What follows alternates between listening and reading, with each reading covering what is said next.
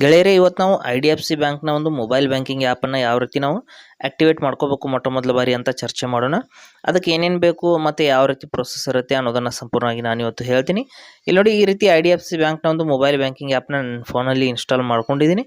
ಮಾಡಿದ ನಂತರದಲ್ಲಿ ಓಪನ್ ಮಾಡ್ತೀನಿ ಸ್ನೇಹಿತರೆ. ಇಲ್ಲಿ ಏನೇನು ಡೀಟೇಲ್ಸ್ನ ಹಾಕಬೇಕಾಗುತ್ತೆ ಎಲ್ಲವನ್ನು ಕೂಡ ನಾನು ಹೇಳ್ತೀನಿ.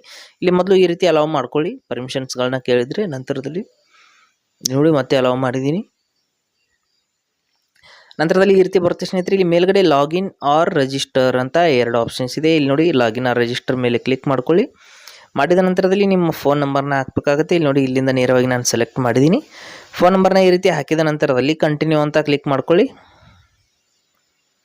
ಕಂಟಿನ್ಯೂ ಅಂತ ನೀವು ಕ್ಲಿಕ್ ಮಾಡ್ಕೋಬೇಕಾಗುತ್ತೆ. ಮಾಡಿದ ನಂತರದಲ್ಲಿ ಇಲ್ಲಿ ಸ್ಟಾರ್ಟ್ ಸಿಮ್ ವೆರಿಫಿಕೇಶನ್ ಅಂತ ಬರ್ತಾ ಇದೆ ಸ್ನೇಹಿತರೆ. ನಿಮ್ಮ ಸಿಮ್ಮನ್ನು ವೆರಿಫೈ ಮಾಡುತ್ತೆ. ಓಕೆ, ಇಲ್ಲಿ ಸ್ಟಾರ್ಟ್ ಸಿಮ್ ವೆರಿಫಿಕೇಶನ್ ಅಂತ ಕ್ಲಿಕ್ ಮಾಡಿ ಇಲ್ಲಿ ಪರ್ಮಿಷನ್ಸ್ಗೆ ಅಲೌ ಮಾಡಿ. ಏನೂ ಪ್ರಾಬ್ಲಮ್ ಇಲ್ಲ ಸ್ನೇಹಿತರೆ, ಆರಾಮಾಗಿ ವೆರಿಫೈ ಆಗುತ್ತೆ. ನಂತರದಲ್ಲಿ ಇಲ್ಲಿ ಕಸ್ಟಮರ್ ID-ನೋ ಅಥವಾ ಅಕೌಂಟ್ ನಂಬರು ಅಥವಾ ಲೋನ್ ನಂಬರು ಯಾವುದಾದ್ರೂ ಒಂದನ್ನು ಹಾಕಬೇಕಾಗತ್ತೆ.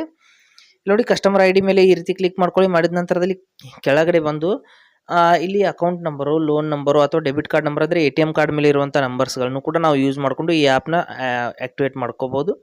ಇಲ್ಲಿ ನೋಡಿ, ಅಕೌಂಟ್ ನಂಬರ್ ಅಂತ ಸೆಲೆಕ್ಟ್ ಮಾಡಿದ್ದೀನಿ. ಅಕೌಂಟ್ ನಂಬರ್ ಮೂಲಕನೂ ಕೂಡ ನೀವು ಈಸಿಯಾಗಿ ಮಾಡ್ಕೋಬೋದು. ನಾನು ಮತ್ತೆ ಲೋನ್ ನಂಬರ್ ಅಂತ ಸೆಲೆಕ್ಟ್ ಮಾಡಿದ್ದೀನಿ. ನೋಡ್ಬೋದು, ಯಾವುದೇ ನಂಬರ್ನ ಎಲ್ಲವನ್ನು ಹಾಕುವಂಥ ಅವಶ್ಯಕತೆ ಇಲ್ಲ. ಇಷ್ಟರಲ್ಲಿ ಯಾವುದಾದ್ರೂ ಒಂದು ಇದ್ದರೆ ಸಾಕು. ನೋಡಿ, ಡೆಬಿಟ್ ಕಾರ್ಡ್ ನಂಬರ್ ಕೂಡ ನೀವು ಹಾಕಬಹುದು. ನಾನು ಮತ್ತೆ ಕಸ್ಟಮರ್ ID-ಯನ್ನೇ ಸೆಲೆಕ್ಟ್ ಮಾಡಿದ್ದೀನಿ. ಇದು ನಮ್ಮ ಬ್ಯಾಂಕ್ ಕಡೆಯಿಂದ ಬಂದಿರುವಂಥ ಒಂದು ವೆಲ್ಕಮ್ ಕಿಟ್ಟಲ್ಲಿ ಇರುತ್ತೆ. ಅದನ್ನು ಹಾಕಿಬಿಟ್ಟು ಪ್ರೊಸೀಡ್ ಅಂತ ಕ್ಲಿಕ್ ಮಾಡ್ಕೋತೀನಿ. ನಂತರದಲ್ಲಿ create your MPIN access to your account ಅಂದರೆ ನೀವು ಒಂದು 4 ಅಂಕೆಗಳ ಒಂದು ಪಿನ್ನನ್ನು ಕ್ರಿಯೇಟ್ ಮಾಡ್ಕೊಳ್ಳಿ. ಯಾಕೆಂದರೆ ನೀವು ಯಾವಾಗ ಆ್ಯಪ್ನ ಓಪನ್ ಮಾಡ್ತೀರಾ ಆ ಪಿನ್ನನ್ನು ಹಾಕಬೇಕಾಗುತ್ತೆ. ಎರಡು ಕಡೆಗಳಲ್ಲಿ ಅದೇ ಪಿನ್ನನ್ನು ಎಂಟರ್ ಮಾಡಿ. ಮಾಡಿದ ನಂತರದಲ್ಲಿ ನೋಡ್ತಾ ಇರ್ಬೋದು, ಈ ರೀತಿ MPIN ಸೆಟ್ ಸಕ್ಸಸ್ಫುಲಿ ಅಂತ ಬಂತು. ಅಂದರೆ ನಿಮ್ಮ MPIN ಅನ್ನೋದು ಸಕ್ಸಸ್ಫುಲ್ ಆಗಿ ಸೆಟ್ ಆಗಿದೆ. ನಂತರದಲ್ಲಿ ಇಲ್ಲಿಂದ ನೀವು ಬಯೋಮೆಟ್ರಿಕ್ ಕೂಡ ಆನ್ ಮಾಡ್ಕೋಬೋದು. ಅಂದರೆ ನಿಮ್ಮ ಫಿಂಗರ್ ಪ್ರಿಂಟ್ ಲಾಕ್ ಏನಿರುತ್ತೆ ನಿಮ್ಮ ಫೋನಲ್ಲಿ ಅದನ್ನು ಕೂಡ ಆ್ಯಕ್ಟಿವೇಟ್ ಮಾಡಿದರೆ ನಿಮಗೆ ಪಿನ್ ಕೂಡ ಹಾಕುವಂಥ ಅವಶ್ಯಕತೆ ಇಲ್ಲ. ಕೇವಲ ಈ ರೀತಿ ಲಾಕ್ ಮೂಲಕ ನೀವು ಆ್ಯಪ್ನ ಲಾಗಿನ್ ಮಾಡ್ಕೋಬೋದು.